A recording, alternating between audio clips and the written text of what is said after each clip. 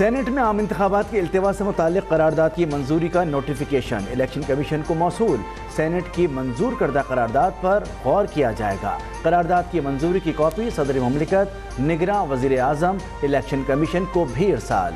Saint نے گزشتہ روز عام انتخابات کے التوا کی قرارداد منظور کی تھی۔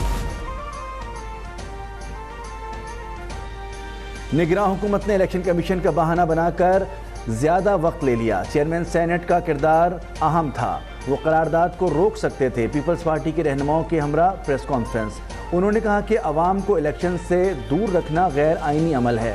رضا ہارون کا کہنا تھا کہ سیاسی مفادات کے لیے سندھیوں اور مہاجروں میں تفریق کی گئی۔ آصف زرداری کراچی کے نام پر نہیں، کراچی کے لیے سیاست کرنا چاہتے ہیں۔ بطور چیف جسٹس پہلی بار پریکٹس اینڈ پروسیجر کیس کو براہ راست نشر کیا۔ عام لوگوں میں یہ اعتماد بحال ہونا ضروری ہے کہ انصاف ہو رہا ہے۔ حالیہ عمل انصاف کے نظام میں مزید شفافیت کا باعث بنے گا۔ چیف جسٹس آف پاکستان قاضی فائز عیسیٰ کا تقریب سے خطاب، انہوں نے مزید کہا عدالتی عملے کو پہلے کبھی اہمیت نہیں دی گئی۔ پہلی بار کورٹ اسٹاف کو جوڈیشل اکیڈمی میں تربیت دیں گے۔ 9 مئی جیسے واقعات کی روک تھام کے لیے سفارشات کی تیاری، نگراں وزیر اعظم انوار الحق کاکڑ کی ہدایت پر کابینہ کمیٹی قائم کر دی گئی۔ ممبران میں وزرائے داخلہ، اطلاعات اور انسانی حقوق کے نمائندے شامل۔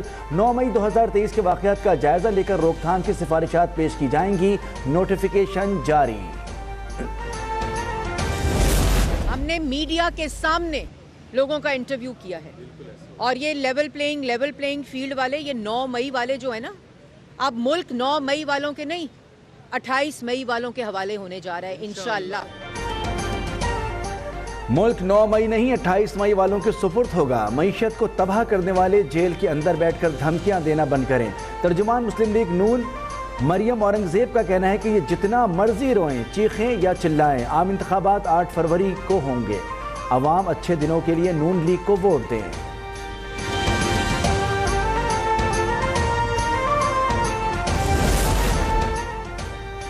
قائد مسلم لیگ نون نواز شریف کے حلقہ این اے 130 سے کاغذات نامزدگی منظوری کے خلاف اپیل پر سماعت۔ درخواست گزار شاہد اورکزئی عدالت سے غیر حاضر۔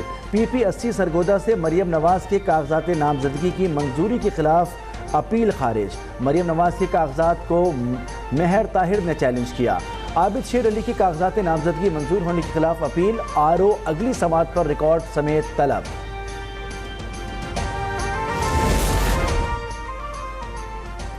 الیکشن ٹریبونل نے شہباز شریف کی کاغذات نامزدگی منظور ہونے کے خلاف اپیل پر الیکشن کمیشن ریٹرننگ افسر کو نوٹس جاری کر دیے۔ سابق وزیر اعظم کی کاغذات نامزدگی منظور ہونے کے خلاف مسعود خان مندوخیل نے دائر کی۔ ریٹرننگ افسر نے حلقہ این اے 242 کراچی سے شہباز شریف کے کاغذات نامزدگی منظور کیے تھے۔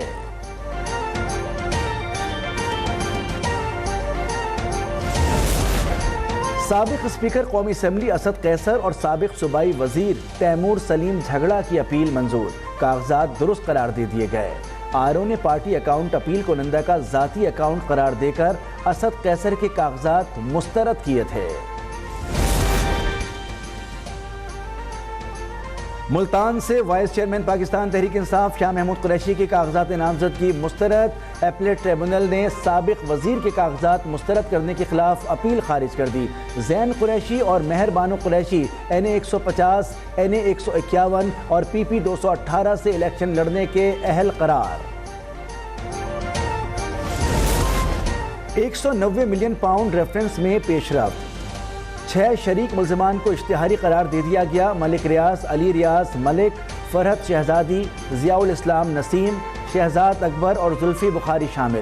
توشہ خانہ اور 190 ملین پاؤنڈ ریفرنس کی سماعت پیر تک ملتوی۔ دونوں ملزمان پر فرد جرم عائد نہ ہو سکی۔ چالان کی نقول کی تقسیم 8 جنوری تک مؤخر۔ پیپلز پارٹی نے الیکشن کے لیے سندھ اور بلوچستان سے امیدواروں کے نام فائنل کر لیے۔ قومی اسمبلی اور صوبائی اسمبلی کی نشستوں پر امیدواروں کو ٹکٹ جاری۔ آصف زرداری این اے 207، بلاول بھٹو این اے 194، این اے 196 سے حصہ لیں گے۔ خورشید شاہ، اعجاز جاکھرانی، نفیسہ شاہ، شازیہ مری، نوید قمر کو بھی ٹکٹ مل گئے۔ بلوچستان میں عبدالباقی مردان زئی، اسرار ترین، غلام فرید رئیسانی اور ثناء اللہ زہری امیدوار نامزد۔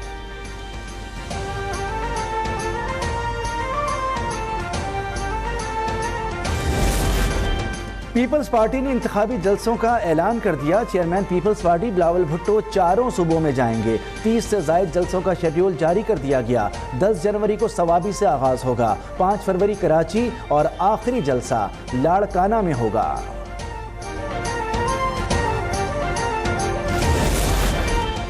پی ٹی آئی کے بانی رکن Najeeb Haroon M Q M Pakistan میں شامل۔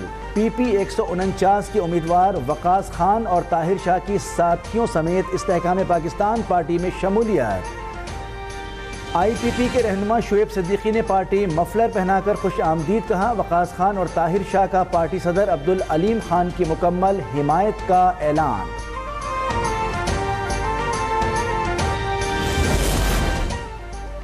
ملک بھر میں مہنگائی میں کمی نہ آ سکی۔ بیف اور مٹن کے بعد مرغی کے قیمت میں منمانہ اضافہ۔ کراچی میں مرغی کا گوشت 500 سے بڑھ کر 650 روپے فی کلو، پیاز 220 روپے فی کلو فروخت۔ سانگھڑ میں انڈے مہنگے، 400 سے زائد 400 روپے فی درجن فروخت ہونے لگے۔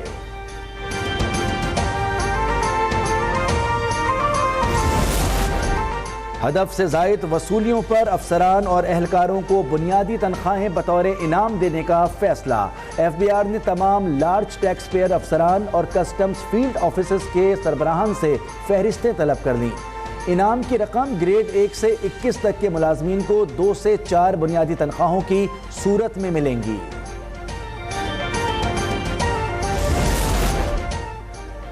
غزہ پر اسرائیلی حملوں کو 90 روز گزر گئے۔ رہائشی عمارتیں، اسپتال اور پناہ گزین کیمپ نشانہ۔ تازہ حملوں میں 162 فلسطینی شہید ہوئے۔ شہداء کی تعداد 22,600 سے بڑھ گئی۔ مسلسل بمباری سے غزہ رہائش کے قابل نہیں رہا۔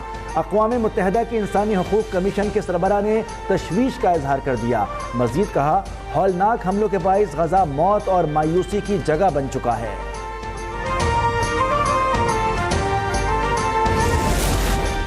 دیگر ممالک میں کرونا کیسز میں اضافہ۔ پاکستان کے ایئرپورٹس پر بین الاقوامی مسافروں کی اسکریننگ کا آغاز۔ تمام مسافروں کی اسکریننگ کے احکامات پر فوری عمل کی ہدایت۔ ہر پرواز کے 2% مسافروں کا ریپڈ اینٹیجن ٹیسٹ لازمی قرار دے دیا گیا۔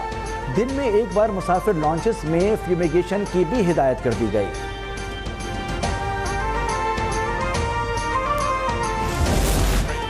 آسٹریلیا نے پاکستان کو سڈنی ٹیسٹ میں 8 وکٹوں سے شکست دے کر سیریز میں 3-0 سے وائٹ واش کر دیا۔ آسٹریلیا نے 130 کا ہدف 2 وکٹ کے نقصان پر بآسانی پورا کر لیا۔ ڈیوڈ وارنر اور مارنس لوبیشن کی نصف سینچریاں۔ Aamir Jamal player of the match اور Pat Cummins player of the series قرار۔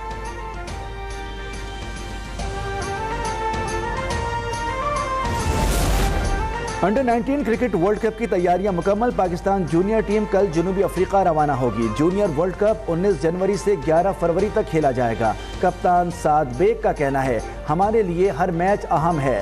ٹیم متوازن اور ٹائٹل جیتنے کی اہل ہے۔ اور ڈیرہ بگٹی میں ایف سی بلوچستان کے تعاون سے نئے سال کی خوشی میں کرکٹ ٹورنامنٹ کا انعقاد۔ عوام کی بڑی تعداد کی شرکت۔ فائنل میچ 40 رن سے جیت لیا۔